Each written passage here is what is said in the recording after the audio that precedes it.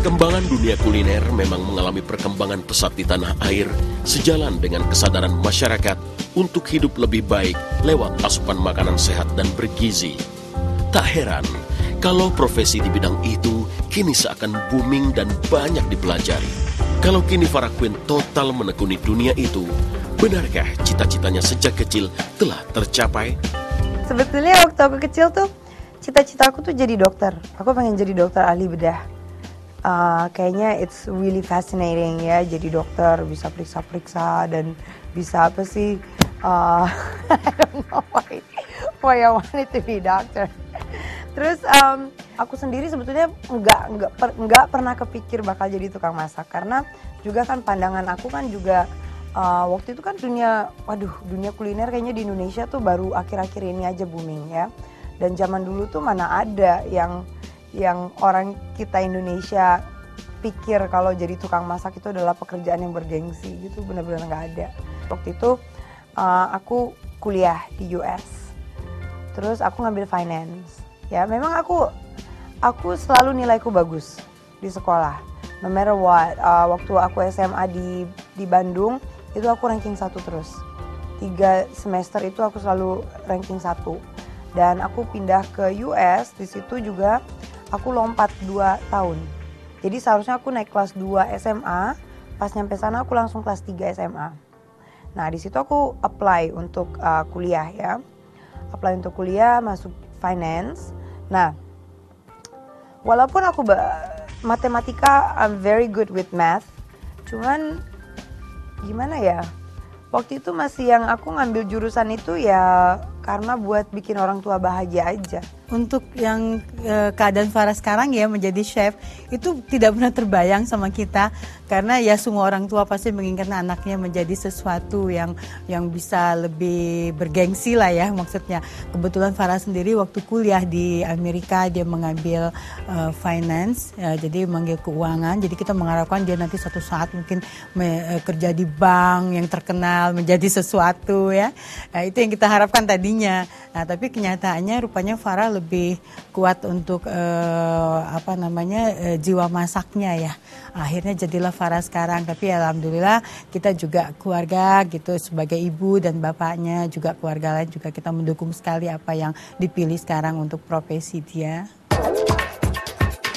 Kehidupan baru Farah Quinn ketika ia harus tinggal jauh dari keluarga di sebuah negara besar di mana ia tak bisa bermanja-manja dengan keluarga. Disitulah bakat sebenarnya mulai nampak. Kuliahnya di jurusan finance di Indiana University of Pennsylvania, Amerika, bisa jadi hanya sebagai penghantar jalannya menuju sebuah cita-cita sesungguhnya, menjadi seorang pastry chef. Selama kuliah di sana, aku suka masakin buat roommate. Jadi ya tahun pertama tinggal di dorm. Udah gitu tahun kedua kita nyewa rumah tuh cewek-cewek berlima. Dan seru banget itu ya. It was a party house. But anyway, aku selalu yang masak di rumah.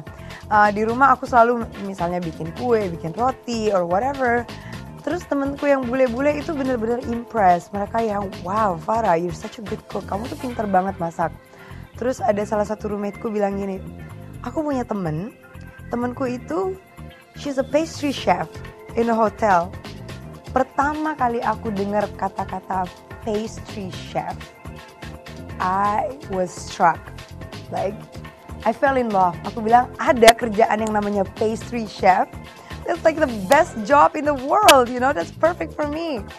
Di situ baru aku ngeh, ada sekolah culinary. Culinary itu ada jurusannya, ada hotel management, kemudian ada culinary arts, ada pastry arts. Terus aku yang, okay. Akhirnya aku apply di Pittsburgh, Pennsylvania Culinary. Aku apply untuk pastry arts. Di situ aku sekolah dari pagi sampai sore. Kemudian dari sore sampai malam aku kerja di restoran. Di restoran itu aku ada 2 restoran yang aku kerja, tempat aku kerja. Jadi 3 hari aku kerja di kayak sports bar, dia tempatnya lebih casual. Kalau di sports bar aku jadi pelayan, karena dia kan benar-benar casual. Nah, sedangkan yang di restoran mewahnya, aku mulainya jadi busser. Busser itu artinya yang tukang bersih-bersihin meja. tukang ngelap meja, ganti taplak, piring kotor dibawa ke belakang dan sebagainya. So I work really really hard ya. Aku ingat sekali, aku kuliah itu 5 hari seminggu dan aku kerja 6 hari seminggu. Jadi kebayang, sedikit waktu senggang yang aku punya, itu aku harus cuci baju, aku harus bersihin apartemen. Belum lagi di antara itu aku harus nyisain waktu untuk belajar, untuk bikin PR. Jadi benar-benar yang tidurnya sedikit dan semuanya alhamdulillah terjalan dengan lancar ya. Walaupun really really tough, benar-benar yang tidurnya kurang, tapi yang namanya kita ngebiayain sekolah dengan uang sendiri, itu rasa bangganya tuh benar-benar yang nggak ketolongan ya. Dan aku juga mikir kalau aku ngambil pastry arts itu jurusan yang memang spesialisasi bikin kue-kue aja.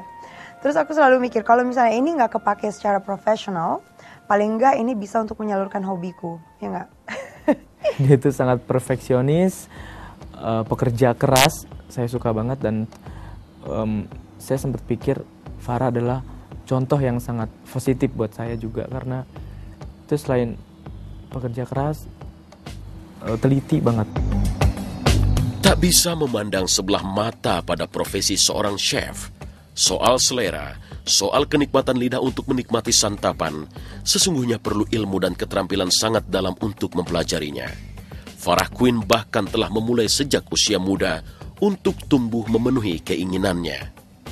Kehidupan lebih keras di Arizona, sebuah kota di bagian Amerika berkultur padang pasir, juga ia lalui meski harus memulai dari bawah.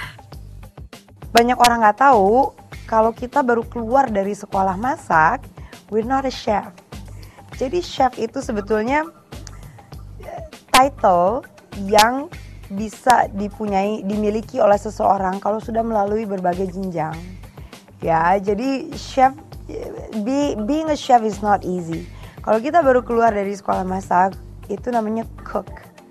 Dan sebelum cook itu kita jadi intern dulu, intern atau externship. Nah, jadi waktu aku udah mulai mau lulus, ada kayak seperti job fair di sekolah, kayak pameran pekerjaan gitu loh. Jadi hotel-hotel berbintang, hotel-hotel terkenal dari Vegas, dari mana-mana pokoknya ya, semua pada ngirim utusan, mereka ngambilin yang student yang mau lulus. Terus aku apply di satu tempat namanya Arizona Biltmore. Aku itu kan di Pennsylvania ya, Arizona itu di padang pasir. Terus ada resort bagus sekali by Frank Lloyd Wright, namanya Arizona Biltmore. Aku apply di sana juga, aku keterima. Jadi aku akhirnya pindah ke Arizona. Itu benar-benar pindah ke kota yang aku nggak tahu satu orang pun. Aku cewek ya, masih muda, terus jauh dari keluarga, bener-bener tapi aku pernah kesana sekali waktu itu jalan-jalan, pindah ke sana yang cuman bawa 2 koper aja. Dan orang mungkin banyak kira, wah enak ya udah selesai sekolah, sekarang udah dapat kerjaan, udah mapan gitu. Well, mapan apaan ya? Karena itu aku dibayarnya murah sekali, yang namanya internship, externship, itu kita dibayar per jam dan sangat murah sekali. Untuk tinggal sendiri, bener-bener sendiri, I pay for everything. Aku harus bayar telepon, aku harus bayar listrik, aku harus bayar apartemen, aku harus bayar makan. Aku ingat sekali kadang-kadang waktu itu teleponnya aku sampai 3 bulan putus karena uang aku yang bener-bener pas-pasan.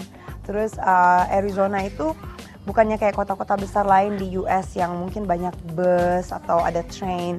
Di Arizona itu busnya tiap 20 menit sekali. Kalau jalan kaki juga jauh sekali. Aku pikirnya, apartemenku di jalan nomor 22nd Street. Sedangkan tempat kerjaku di 24th Street. Kirain cuma 2 blok. Di Arizona itu bisa setengah jaman. Because it's so spread out. Itu kan padang pasir ya, padang pasir gede kayak hampir kayak Dubai tempatnya. Bayangin 15 jam berdiri di satu tempat.